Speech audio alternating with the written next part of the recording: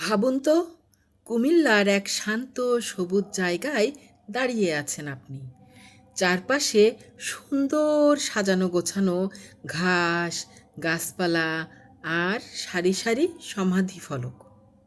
কিন্তু এই শান্ত জায়গাটির মাটির নিচে লুকিয়ে আছে দ্বিতীয় বিশ্বযুদ্ধের এক বিশাল ইতিহাস।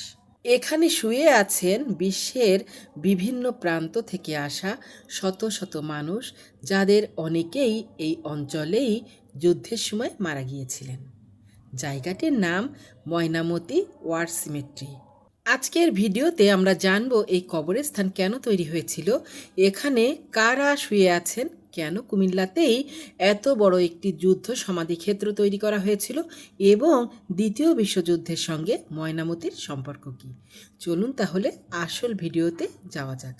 ময়নামতি ওয়ার সিমেট্রি সম্পর্কে আমাদের জানতে হলে আমাদের প্রথমেই জানতে হবে ময়নামতি ওয়ার সিমেট্রি কোথায় অবস্থিত। বন্ধুরা, ময়নামতি ওয়ার সিমেট্রিটি বাংলাদেশের কুমিল্লা ক্যান্টনমেন্ট এলাকায় অবস্থিত। কুমিল্লা শহরের কেন্দ্র থেকে এটি প্রায় 7 কিলোমিটার দূরে।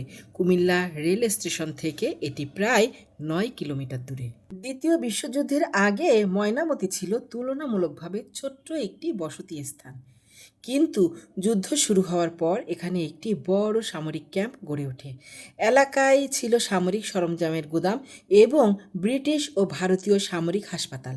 এর মধ্যে 14 নম্বর এবং 150 নম্বর ব্রিটিশ জেনারেল হাসপাতালও ছিল। ফলে যুদ্ধের সময় আহত ও অসুস্থ অনেক সামরিক সদস্যকে এই অঞ্চলে চিকিৎসার জন্য আনা হতো। তাদের অনেকেই শেষ পর্যন্ত এখানে মারা যেত। তাদেরই একটি বড় অংশকে পরবর্তীতে ময়নামতি ওয়ার সিমেট্রিতে সমাহিত করা হতো। এখন প্রশ্ন হচ্ছে, এখানে কতজন সমাহিত হয়েছিল বা এখনও আছে। CWGC ভিত্তিক ঐতিহাসিক তথ্য অনুযায়ী ময়নামতি ওয়ার সিমেট্রিতে 736টি কমনওয়েলথ ওয়ার ব্যুরাল নথিভুক্ত রয়েছে। এরা সকলেই কিন্তু একই দেশের মানুষ ছিলেন না। বিভিন্ন দেশের, যেমন যুক্তরাজ্য, ভারতীয় উপমহাদেশ, অস্ট্রেলিয়া, কানাডা, নিউজিল্যান্ড, পূর্ব ও পশ্চিম আফ্রিকা এবং আরও কয়েকটি অঞ্চলের সামরিক সদস্যদের সমাহিত এখানে রয়েছে। অর্থাৎ এই একটি কবরস্থানই আমাদের মনে করিয়ে দেয় দ্বিতীয় বিশ্বযুদ্ধ শুধু ইউরোপেই সীমাবদ্ধ ছিল না, এর প্রভাব দক্ষিণ এশিয়াতেও গভীরভাবে পড়েছিল। আরও একটি প্রশ্ন হচ্ছে, সব কবর কি কুমিল্লায় মারা যাওয়া মানুষের?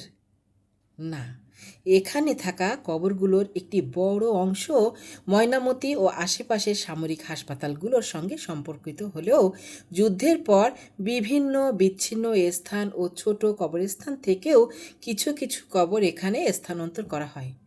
ঢাকা, ফরিদপুর, পাকশী, সৈয়দপুর, সান্তাহার ও সিরাজগঞ্জের মতো স্থান থেকেও কবর স্থানান্তরের তথ্য এখানে পাওয়া যায়। এমনকি তৎকালীন বার্মা বা বর্তমানে মায়ানমার থেকেও কিছু কবর স্থানান্তর করা হয় এই ওয়ার সিমেট্রিতে।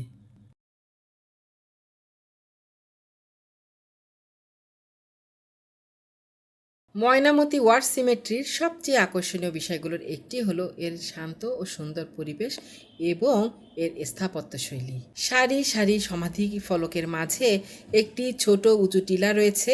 টিলার এক পাশে রয়েছে খ্রিস্টানদের সমাধি এবং অন্য পাশে রয়েছে মুসলিমদের সমাধি।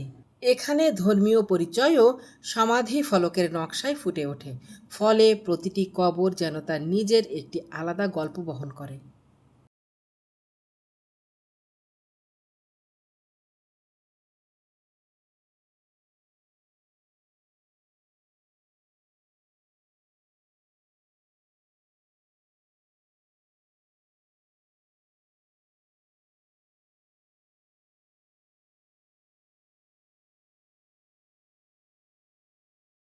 বাংলাদেশে দ্বিতীয় বিশ্বযুদ্ধের বড় কোনো যুদ্ধক্ষেত্র ছিল এমনটা ভাবলে ভুল হবে।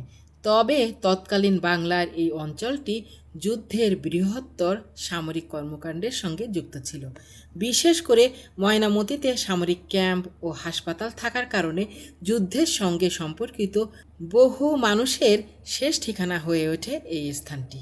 এক কথায় আমরা বলতে পারি ময়নামতি ওয়ার সিমেট্রি যুদ্ধের একটি নীরব স্মারক, যেখানে যুদ্ধের গোলাগুলির শব্দ নেই, কিন্তু প্রতিটি সমাধিফলক সেই সময়ের মানুষের ত্যাগের কথা মনে করিয়ে দেয়। আজ এখানে যুদ্ধের কোনো শব্দ নেই, নেই সেনাদের পদচারণা, নেই হাসপাতালেরও ব্যস্ততা, নেই যুদ্ধেরও আতঙ্ক। আছে শুধু সবুজ ঘাস, ঘাসের ছায়া আর সারি সারি সমাধিফলক।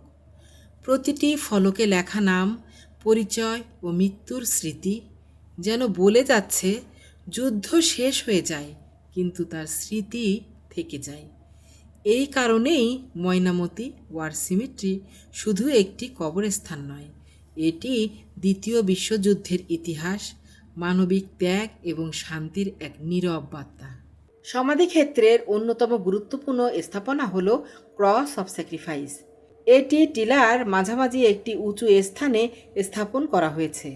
যুদ্ধ সমাধিক্ষেত্রগুলোর স্থাপত্যে ক্রস অফ স্যাক্রিফাইস একটি পরিচিত স্মৃতিচিহ্ন। এর উপস্থিতি সমাধিক্ষেত্রটিকে শুধু কবরস্থান নয়, একটি স্মারক হিসেবেও প্রতিষ্ঠিত করে। কুমিল্লার ময়নামতি ওয়ার সিমেট্রিতে দাঁড়ালে বোঝা যায় ইতিহাস শুধু বইয়ের পাতায়ই লেখা থাকে না, কখনো কখনো ইতিহাস লুকিয়ে থাকে নীরব কোনো সমাধিফলকে, সবুজ ঘাসের নিচে কিংবা শত বছরের পুরনো কোনো স্মৃতিচিহ্নে।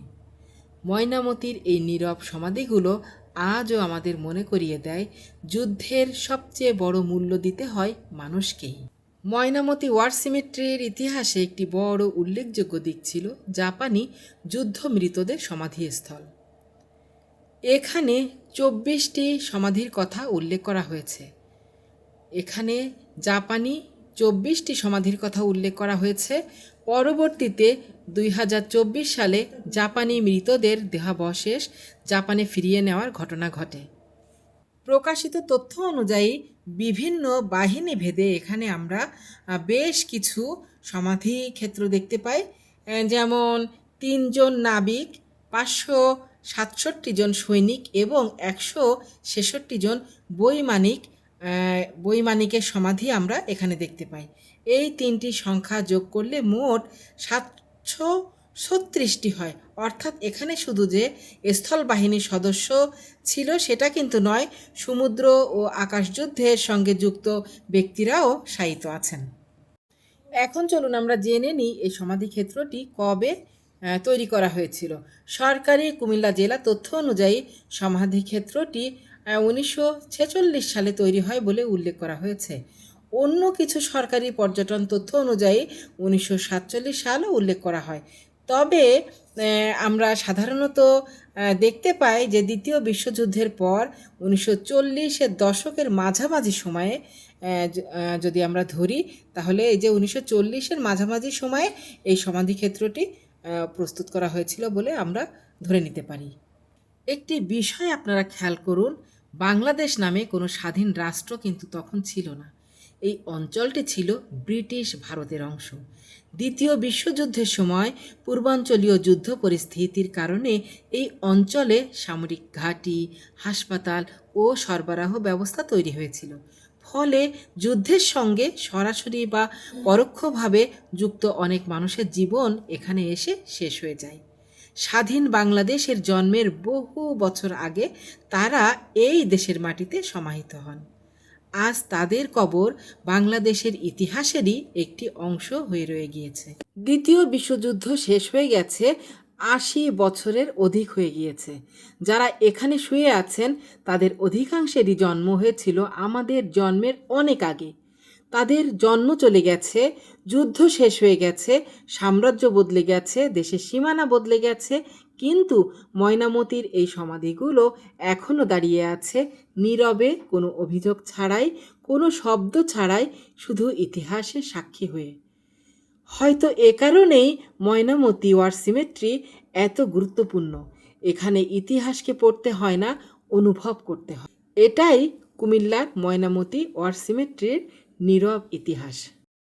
এমন আরও গুরুত্বপূর্ণ ভিডিও পেতে আমার চ্যানেলটি সাবস্ক্রাইব করে পাশে থাকুন আর চ্যানেলটি লাইক, কমেন্ট, শেয়ার করুন।